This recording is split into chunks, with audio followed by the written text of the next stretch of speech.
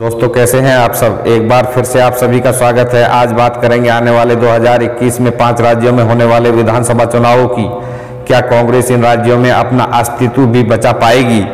दोस्तों बिहार चुनाव के नतीजों के बाद कांग्रेस को लेकर इन राज्यों में क्या रवैया रहने वाला है और कांग्रेस खुद क्या रुख इख्तियार करेगी। दूसरी तरफ भाजपा कैसे अपना चुनावी गणित इन राज्यों में बिठा रही है।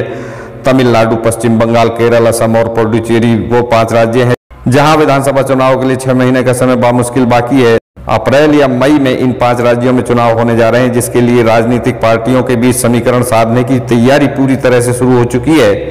दूसरी तरफ इन चुनावों के लिए चुनाव आयोग में भी सरगर्मियां तेज हो गई हैं। हाल में संपन्न हुए बिहार चुनावों के बाद सियासी पार्टियों से लेकर आयोग तक के सामने कई पहलू विचारणीय हो गए हैं। असम और भाजपा और असम गण परिषद के गठबंधन की सरकार है, जिसमें मुख्यमंत्री सर्बानंद सोनोवाल है। पश्चिम बंगाल में तृणमूल कांग्रेस की सरकार है और ममता बनर्जी मुख्यमंत्री है।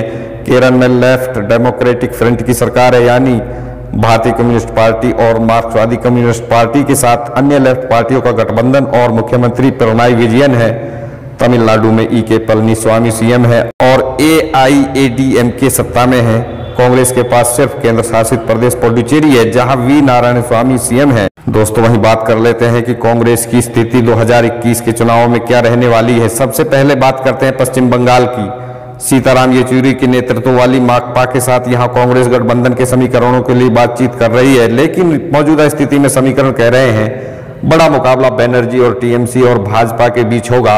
हालांकि हिंदू मुस्लिम राजनीति के लिए चर्चा में आ रहे बंगाल में कांग्रेस को असदुद्दीन ओवैसी की पार्टी से भी खतरा महसूस हो रहा है। बंगाल में सीटों के लिए मार्क्सवादी कम्युनिस्ट पार्टी के साथ चल रहे समझौते को लेकर कांग्रेस के राज्य प्रमुख अधीर रंजन चौधरी ने इशारा दिया है कि कांग्रेस अपना दावा बिहार चुनावों के नतीजों के आधार पर नहीं, बल्कि बंगाल में पिछले लोकसभा और विधानसभा चुनाव के आंकड़ों के आधार पर ही रखेगी।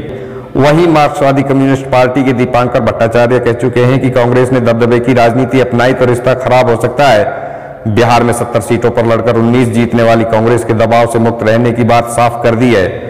तमिलनाडु में कांग्रेस के लिए स्थितियां चिंताजनक हो रही हैं। डीएमके के लिए रणनीति बना रहे प्रशांत किशोर 2021 चुनाव के लिए कांग्रेस का साथ नहीं चाह रहे हैं। 2016 में कांग्रेस ने राज्य में डीएमके के साथ गठबंधन के चलते 40 सीटों पर चुनाव लड़कर 20% स्ट्राइक रेट से सिर्फ 8 सीटें जीती थी। वहीं डीएमके के TR बालू कह चुके हैं कि राज्य में गठबंधन मजबूत है, लेकिन सीट शेयरिंग पर बातचीत की जाएगी।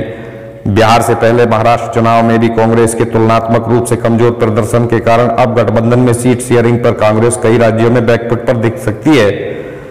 असम में कांग्रेस का गठबंधन लेफ्ट पार्टियों के साथ रहा है। चूंकि बिहार चुनाव में लेफ्ट ने काफी अच्छा प्रदर्शन किया है, इसलिए यहां भी अपर हैंड लेफ्ट के पास रहने की अटकलें हैं। केरल में भाजपा का अब तक कोई आधार नहीं है, लेकिन यहाँ कांग्रेस भी लीडिंग पार्टी नहीं है। लेफ्ट पार्टियों का गठबंधन ही यहाँ सत्ता में है। वहीं पुडुचेरी में डीएमके के साथ गठबंधन में कांग्रेस के नेतृत्व वाली सरकार है और ओपिनियन पोल कह रहे हैं कि यहाँ यूपीए की सरकार इस बार भी बच सकती है। आइए भाजपा और एनडीए की स्थिति समझी जाए। पिछले लोकसभा चुनावों में टीएमसी के लिए बड़ी चिंता बन चुकी भाजपा पिछले करीब 1.5-2 सालों से बंगाल में अपना आधार तैयार करने के साथ ही हिंदुत्व की राजनीति का माहौल तैयार कर रही है। एक गणित ये कह रहा है कि टीएमसी के साथ ओवैसी की पार्टी का गठबंधन हुआ तो भाजपा को फायदा मिल सकता है और कांग्रेस के मुस्लिम वोट कट सकते हैं। दूसरा गणित यह है कि मुस्लिम बहुल इलाकों में ओवैसी की पार्टी भाजपा के लिए खतरा भी बन सकती है। बिहार चुनाव के नतीजों से साफ हुआ कि नीतीश पर भाजपा हावी रही। केंद्र और कई बड़े राज्यों में भाजपा की सरकार है ही, इसलिए अपनी आक्रामक रणनीति के तहत भाजपा की बड़ी लड़ाई सत्तारूढ़ सीएम ममता बनर्जी की पार्टी के साथ ही है। विधायकों और नेताओं को तोड़ने से लेकर हिंदुत्व की लहर के प्रसार तक सारे हथकंडे बंगाल चुनाव 2021 को ध्यान में रखकर अपनाए जा रहे हैं।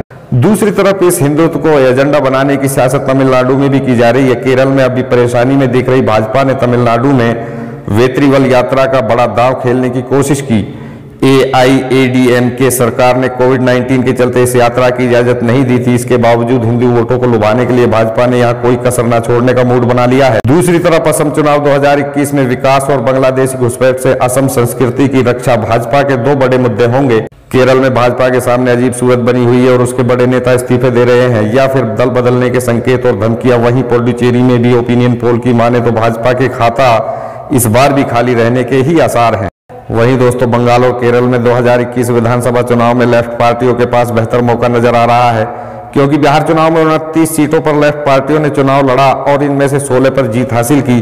कांग्रेस के मुकाबले लेफ्ट का स्ट्राइक रेट बहुत बेहतर रहा है। इन राज्यों में लेफ्ट जाहिर तौर पर कांग्रेस से दबने के मूड में नहीं होगा और साथ ही अपने प्रदर्शन को यहां और बेहतर करने की रणनीति पर विचार कर रहा है।